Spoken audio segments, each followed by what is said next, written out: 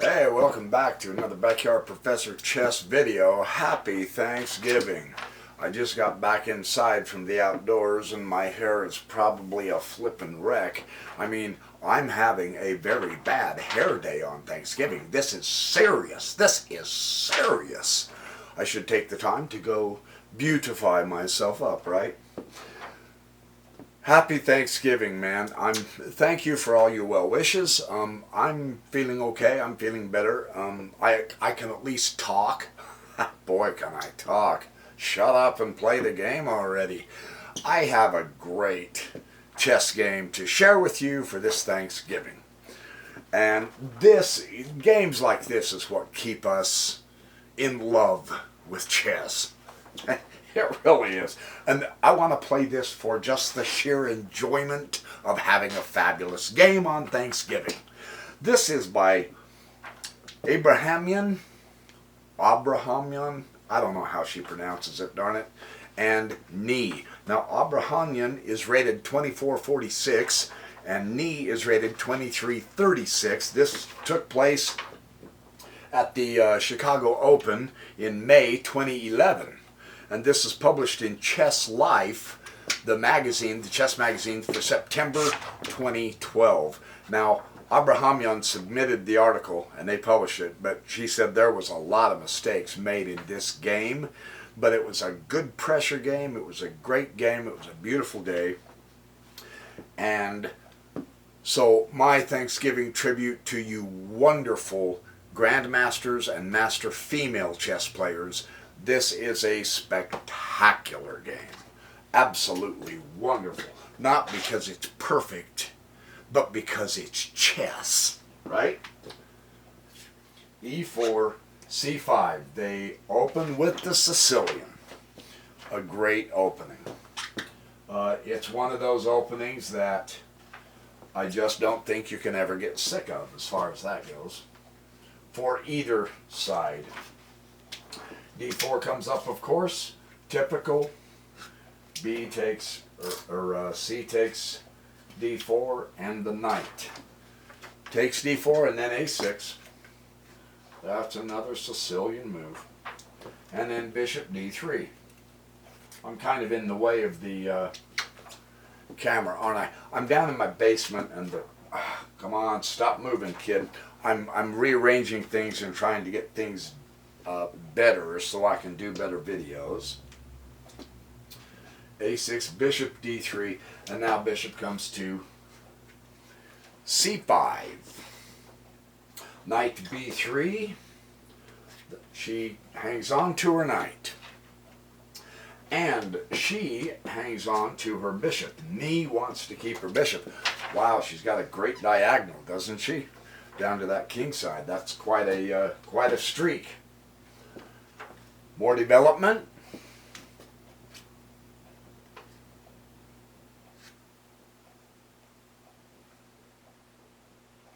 More development.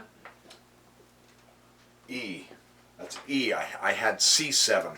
I thought it said C7 and I thought, knight C7? Knight can't move to C7. You know, unfortunately some of us have bad handwriting and we have to be really careful. Yeah, well, this is one of those instances. Bishop E3. So you can see neither one of them are attacking.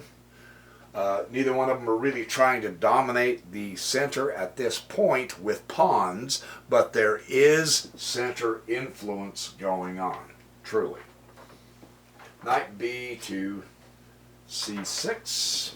Knight 1 to D2. Castles.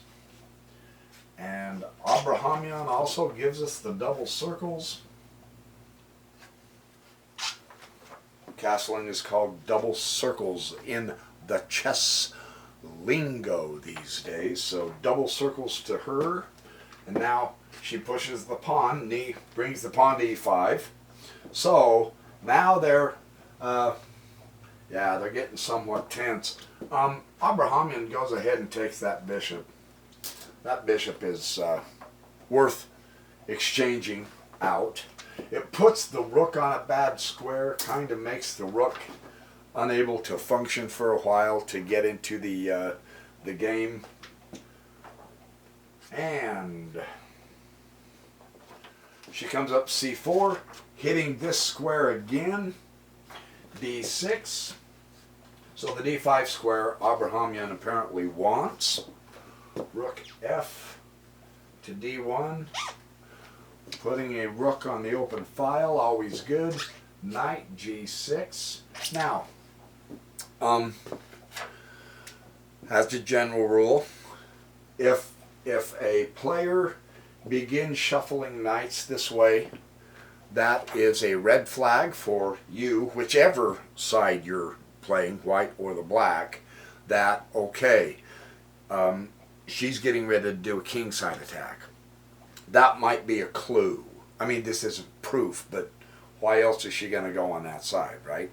So keep your eye peeled. And she pushes the pawn to g3, and notice what this does. It weakens the white squares around the king, right?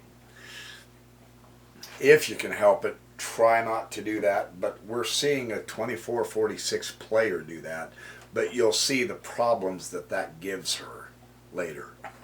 So, you know, you gotta queen g5. Now, if there is any skill at reading a chessboard, you really need it now, because what this is saying is to white, here she comes, walking down the street. She is going for a kingside. She's not going to do that and start willy-nillying around over here on the queen side. So as white, Abrahamian automatically knows, no question, she's not going to Mickey Mouse around over here. Forget the queen. Well, you can't forget the queen side. I don't mean it that way, but really seriously, it's coming over here, man. So let's pay attention. This is a kingside attack. Now, no, the center's not locked. Usually you don't want to do a kingside or a queenside if the center is, what, fluid, open, adjustable. Well, this center isn't exactly locked. Knee apparently feels like the center is safe enough to go ahead and do a kingside attack. So we'll see if she's right. Now, you notice Abrahamian's response. Yep, kingside attack. Look, she put the queen directly across from the king. Yeah, she's got a pawn here, but I mean, it's supported by the other pawns. But yeah, if you can help it, get your king off the same file as the queen.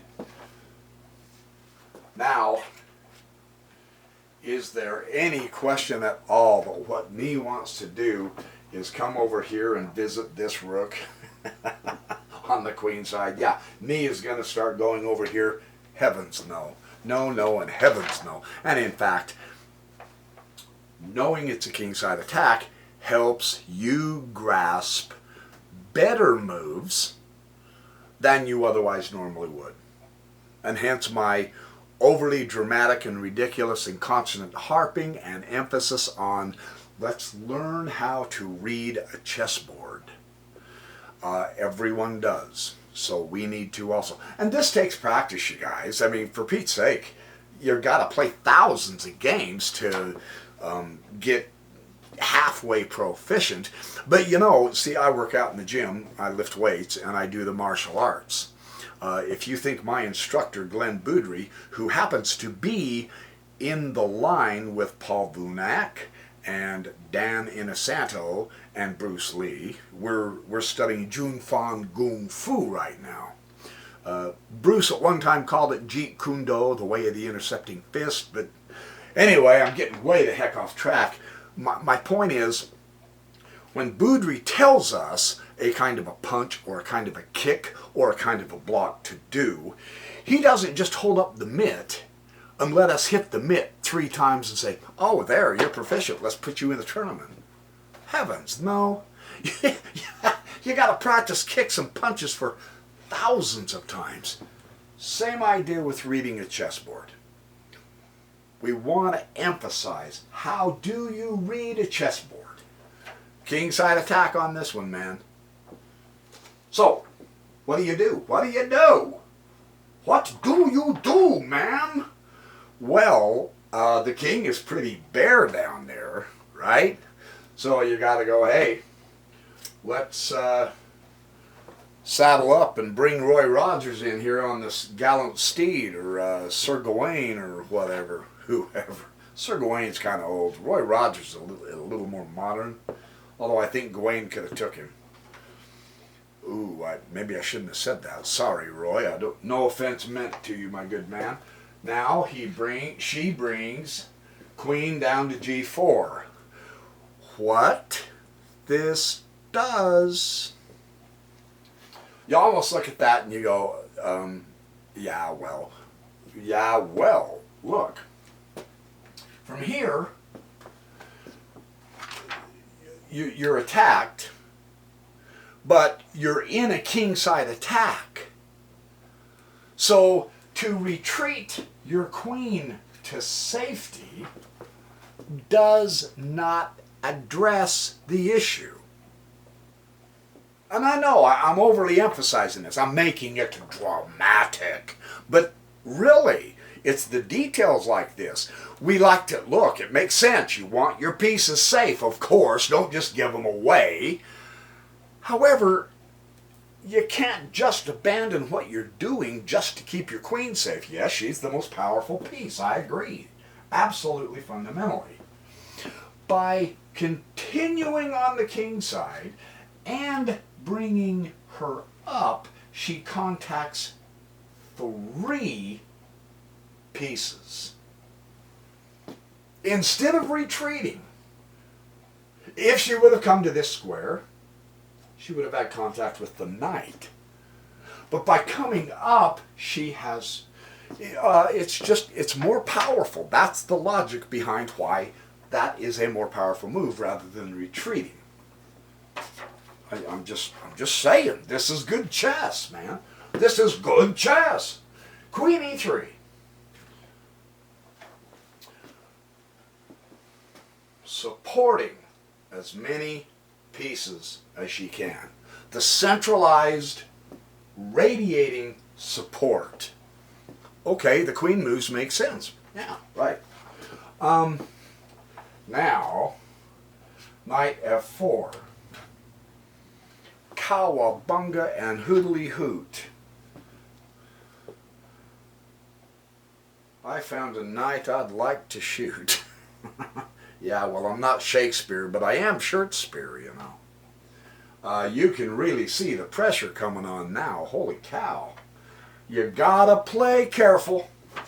You gotta look close. Well, this makes sense now too. And you say, oh, for Pete's sake, you don't retreat the bishop. You gotta put the bishop out here so it can have influence and power. Not on this board. This board, I know I'm stating the obvious, but again, the re-emphasis. Her move makes very good sense because she has got to support the king. True, bishops as a general rule is out here better having the long diagonals. That bishop is not needed out there for the long diagonals. That bishop is needed right there, right now. So this is good chess. I know I'm explaining this like you're all beginners. I'm not trying to. I promise I'm not trying to talk down to you. I'm not trying to assume that you're not very good at chess because you're all better than me. I'm just enjoying re-emphasizing it out loud for my sake. And if you receive any benefit, wonderful. If not, I apologize. You're wasting your time. I feel terrible about this, but happy birthday anyway, you turkeys. Just live with it. Watch the video already, will you? There's a hell of a checkmate coming up, I promise. So, rook takes the bishop, of course. Now, the value bopping the bishop down, swap one of the attackers. Nice. So, takes the pressure off the king just a little bit. Nice. That's a bonus. And she brings the knight up to e6. Now, look. team sport here. Good. Bring the rook on an open file. Team sport. Target consciousness. Jeremy Silman says in his magnificent book, How to Reassess Your Chess, 4th edition, he has an entire chapter on this subject, man.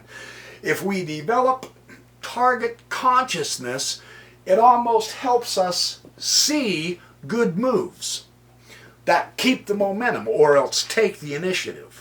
So target consciousness. 1, team play, every piece developed. 2, open file where he belongs. 3, a target. That's a good move for those 3 reasons, right? I'm just emphasizing for my sake. But this is a good game. Now, F5. Relentless, isn't she? She just keeps coming. Correct. When when you begin an attack, go all the way through with it. Whether you win or lose is irrelevant. You started it, you gotta finish it, right? That makes sense. So, and of course, target consciousness, man. Right there. Bump. Very nice. Where are we? Oh, F. Now here we go. Really, there wasn't anything she could do about that pawn being there anyway, so she knew it was coming. And yeah, she forks the queen and the pawn, but see what black is doing, what Ni is doing to Abrahamian. Really, she pushed this g3 pawn earlier, and you saw the difficulty she had with the bishop. She got that swapped out, thank goodness, but now the pawns are just coming and they're going to crack open the eggshell for that king. So, you know, this, again, just as a general rule, if you can at all help it, try hard not to move those pawns in front of your king after you castle, because there's weaknesses everywhere, right? So, here we go. Now, her first, she put a question mark and an exclamation point on her own move there. And you can see what she thought, right? I mean, for us beginners and for you guys who are beyond the beginning stage, the queen is with the rook, right? It is an open file, but she thinks that the G should have took the F4. She says that really, she should have went ahead and cracked the thing open. She's trying hard. See, she's trying hard to keep things compact. So, but then she looked at it through the analysis after the game and she said, actually, I was probably better off taking that pawn. But that's the way it is.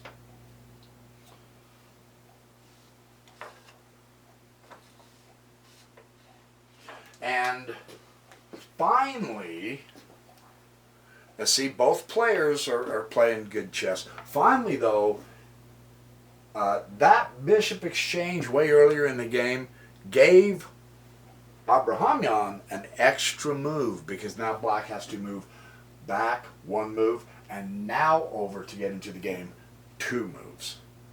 So exchanging the bishop, once it came to here, wasn't a bad idea, because now the position is somewhat critical.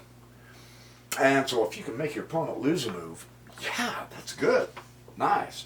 Good for the white. Knight F to D2. And here again, she has a question mark and an exclamation point.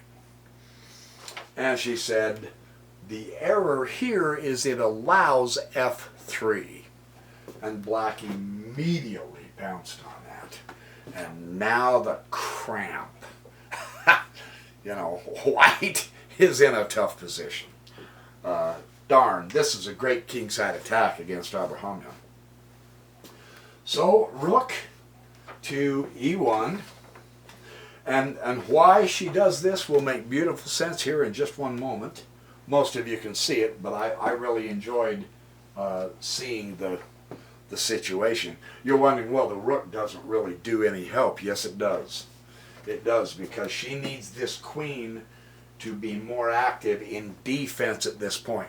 White is playing defense just in case you didn't grasp that. Well, moving the rook out of the way and bringing the queen in gives her much more power. Because look, a queen here and there and it's mate. You know. So it makes sense. That's the nice thing about these games. A lot of them make sense. Now, rook to h6. And you're going, oh man. Uh-oh. This really is getting tough on white. That is a great move. So the rook comes up here to e3. She has to get rid of this pawn. That darn thing is just really making it dangerous to do much. And now rook comes over to f8. Ah, the final team player. And he couldn't come too soon. And look where she puts him. She puts him on this open file that protects that pawn that is giving the helping with the mate threat. Phenomenal position for that rook. That is really good. By reading the board, I know I bore the heck out of you. I apologize, but it's really good to re-emphasize this. Yes, you want to develop. But what would that have done for you? Right? And you go, no moron in their right mind's going to do that. Well, there are people who do. I've done stuff like this before. Yes, you swap the rook, but that isn't nearly as strong of a move as there, is it? Well, now that we know a little bit more how to read the board in this game, that's a pretty important pawn to keep. So it makes sense, right? Yes, here you're attacking, but that makes better sense. So just fun to know, fun to know. I'm telling you, this game is fun. No, I mean seriously, seriously. And I'll tell you what, when I say seriously, I'm never serious. Seriously. Right? I am always serious. Don't you ever doubt that. So, now she goes c5. You gotta support the rook. Combinations can occur when you leave your pieces unprotected. I know, yes, the pressure's here, right, understand it. You got a rook way the heck up here in Timbuktu. You really need to take the moment to support the rook. And now black goes king h8, and Abrahamyan has two question marks. Well, no, she has a question mark and an exclamation point. And she said that weakens the 8th rank, and there is really no rhyme or reason for it. Okay? Just so you know. So, rook d comes down to d3. And knight c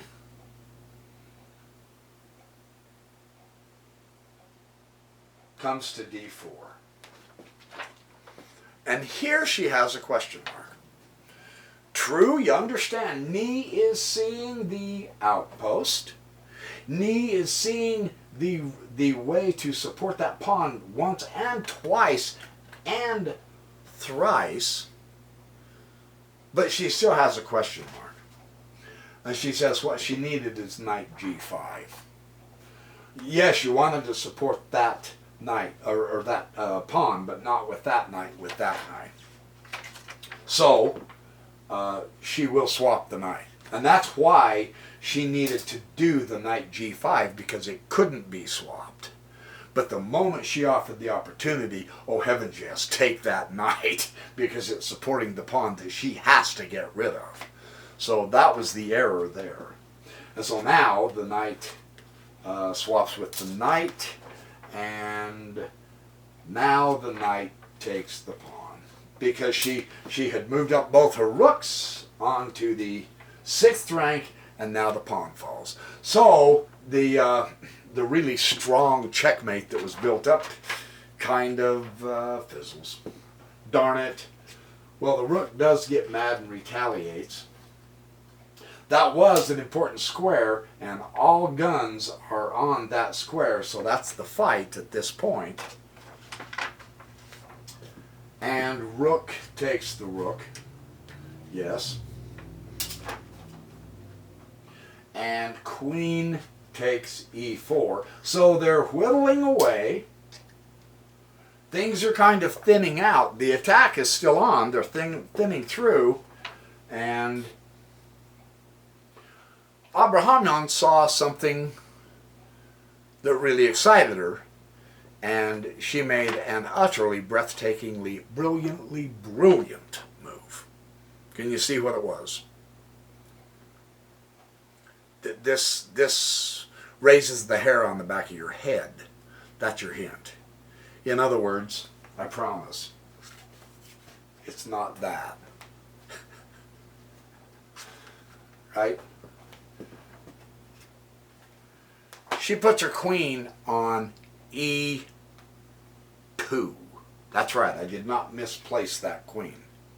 The knight and the queen are guarding that square, and she moved into it. And you go, what is that woman thinking? Let me show you.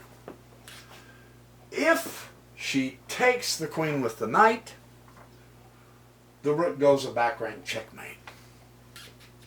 Ooh. Oh.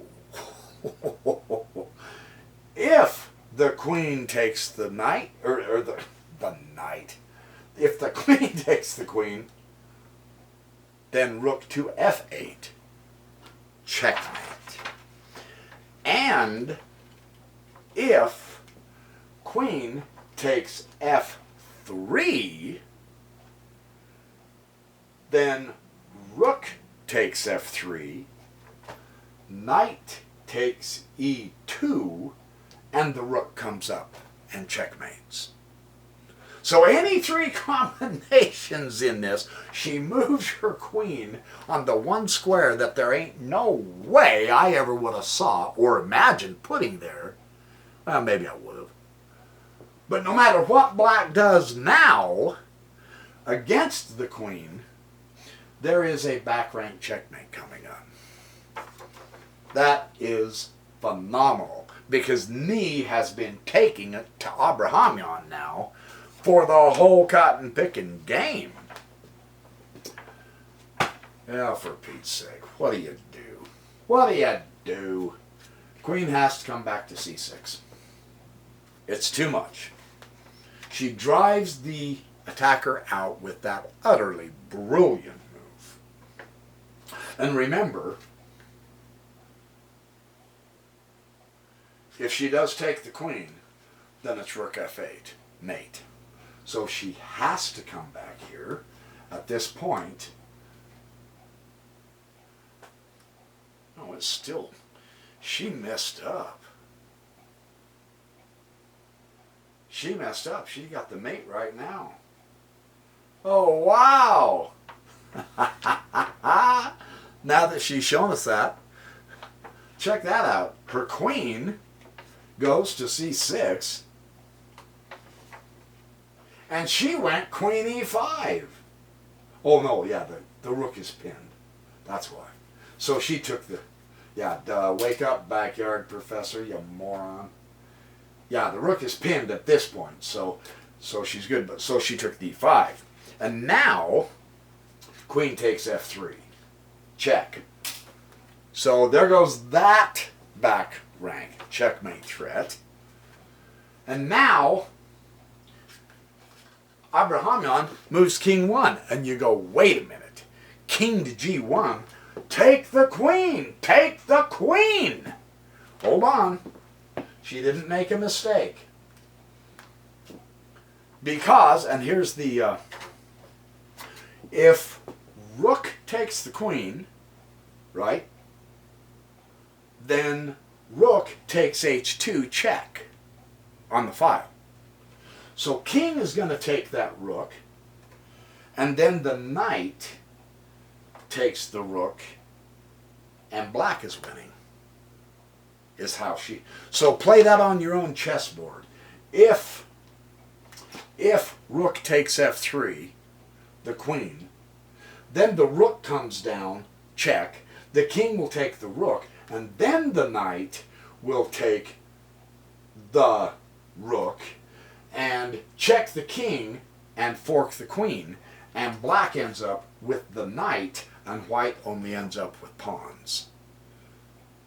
So that's why she didn't take the queen and she went to g1 instead. That makes sense, right? Because there's a real vicious knight fork in there.